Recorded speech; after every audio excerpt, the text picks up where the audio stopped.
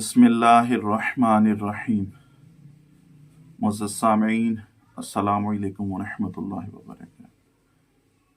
जब इब्ने मुलजम ने हज़रत अली इब्न अबी तालिब अलैहिस्सलाम के सर अक़दस पर ज़रबत लगाई तो इंतकाल से कुछ पहले हज़रत अली इब्न अबी तालिब अलैहिस्सलाम ने बतौर वसीयत कुछ इरशादात फरमाए।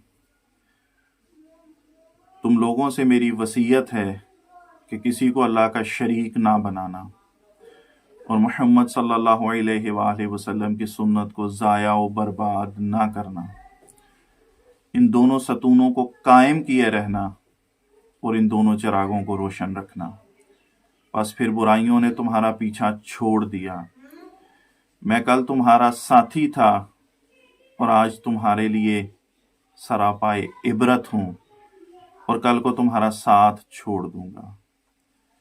अगर मैं जिंदा रहा तो मुझे अपने खून का इख्तियार होगा और अगर मर जाऊं तो मौत मेरी वादागाह है। अगर मुआफ़ कर दूं तो ये मेरे लिए रज़ाए इलाही का बायस है और वो तुम्हारे लिए भी नेकी होगी। क्या तुम नहीं चाहते कि अल्लाह तुम्हें बख्श दे? खुदा की कसम, ये मौत का नागहानी हादसा ऐसा नहीं कि मैं इसे नापसंद जानता हूँ और ना ये ऐसा सानिहा है कि मैं इसे बुरा जानता हूँ। मेरी मिसाल बस उस शख्स की सी है जो रात भर पानी की तलाश में चले और सुबह होते ही चश्मे पर पहुंच जाए, और उसे ढूंढने वाले की मानिंद हूँ जो मकसद को पा ले, और जो अल्लाह के यहाँ है वही नेकोकारों के लिए बेहतर है। मौत को सामने देखकर भी अमीरुल मोमिनीन हज़रत अली इब्न अबी तालिब अलैहिस्सलाम उम्मत मुस्तफ़ा की हिदायत और रहनुमाई की फ़िक्र में है।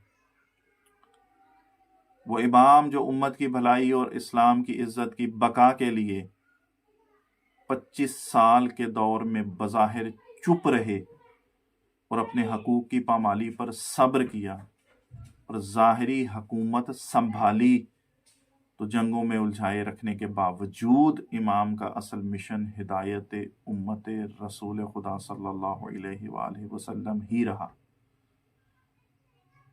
अपनी वसीयत में हज़रत अली इब्न अबी तालिब अलैहिस्सलाम अहले बैत अतहार के तारुफ में फरमाते हैं, हमारी वजह से तुमने गुमराही की तीरगियों में हिदायत की रोशनी पाई और रिफ़त व बुलंदी की चोटियों पर कदम रखा, और हमारे सबब से अंधेरी रातों को अंधियारियों से सुबह के उजालों में आ गए। कहाँ हैं वो लोग?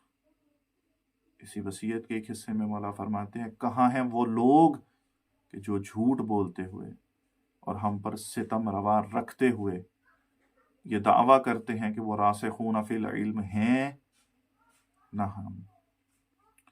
चूँकि अल्लाह ने हमको बुलंद किया है और इन्हें गिराया है, और हमें मनसब इमामत दिया है और इन्हें महरूम रखा है, और हमें मंजिल इल्म में दाखिल किया है और इन्हें दूर कर दिया है।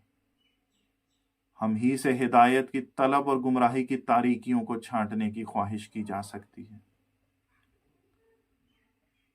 इसी सिलसिले में सफ़ीन के मैदान में पहुंचकर भी इसी सिलसिले में मौला अली अलैहिस्सलाम ने उस भटकी हुई उम्मत की हिदायत की फ़िक्र थी।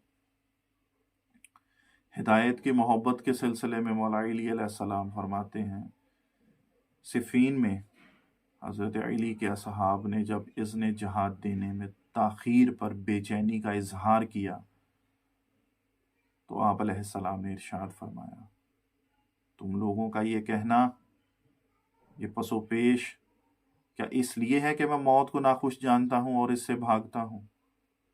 तो खुदा की कसम, मुझे ज़रा परवाह नहीं कि मैं मौत की तरफ बढ़ूँ या मौत मेरी तरफ आ बढ़े। और इस तरह तुम लोगों को का ये कहना कि मुझे अहले शाम से जहाद करने के जवाज़ में कुछ शुबा है, तो खुदा की कसम, मैंने जंग को एक दिन के लिए भी इल्तवा में नहीं डाला, मगर इस ख्याल से कि उनमें से शायद कोई गिरोह मुझसे आकर मिले। اور میری وجہ سے ہدایت پا جائے اور اپنی چندھیائی ہوئی آنکھوں سے میری روشنی کو دیکھ لے، اور مجھے یہ چیز گمراہی کی حالت میں انہیں قتل کر دینے سے کہیں زیادہ پسند ہے۔ اگرچہ اپنے گناہوں کے ذمہ دار بہرحال وہ خود ہوں گے، ہدایت امت کے عاشق امام اور اسے اپنا فریضہ سمجھنے والی ذات گرامی شہادت کو سامنے دیکھ کر بھی اپنے دردوں کو نہیں، قیامت تک قوم کی ہدایت کا نسخہ لکھوا رہے ہیں۔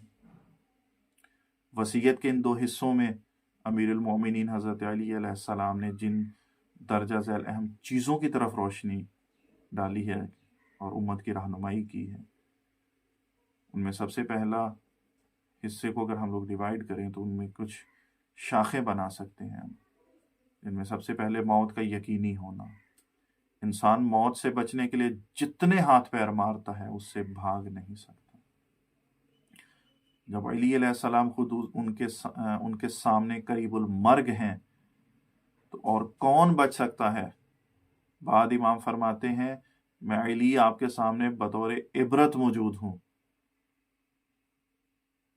اسی وصیت کے حصے میں مولا شرک سے بچنے کی تاکید کرتے ہیں۔ امام علیہ السلام روش قرآنی کے مطابق اپنی اولاد اور چاہنے والوں کو شرک سے بچنے کی تاکید فرماتے ہیں۔ قرآن مجید نے جیسے حضرت لقمان علیہ السلام کے بیٹے کو نصیحت بیان کی، اور وہاں پہلا موعظ یہی ہے کہ کسی کو اللہ کا شریک قرار نہ دینا۔ اسی طرح امیر المومنین حضرت علی علیہ السلام کی آخری وصیت کی وصیتیں دیکھیں، آخری وقت کی وصیتیں دیکھیں، یا امام حسن مجتبیٰ علیہ السلام کو وصیت دیکھیں تو سب سے مہم وصیت شرک سے بچنا ہے۔ امام علیہ السلام توحید اور سنت رسول اللہ صلی اللہ علیہ وسلم کو دین کے ستون اور دو چراغوں کے قرار دے رہے ہیں۔ توحید کی نمائندگی قرآن کرتا ہے اور سنت کی وضاحت اہل بیت علیہم السلام کرتے ہیں، اور یہی ثقلین ہیں جن سے تمسک کا حکم ہے اور تمسک کی صورت میں نجات کی ضمانت رسول دے گئے ہیں۔ ہر شخص کی ذمہ داری، امام نے اپنی اس وصیت کے اندر ہر شخص کی ذمہ داری لگائی ہے۔ امام نے ہر شخص کی ذمہ داری اس کی طاقت اور علم کے مطابق قرار دی ہے۔ ہر کوئی اپنی وسعت کے مطابق بوجھ اٹھائے گا۔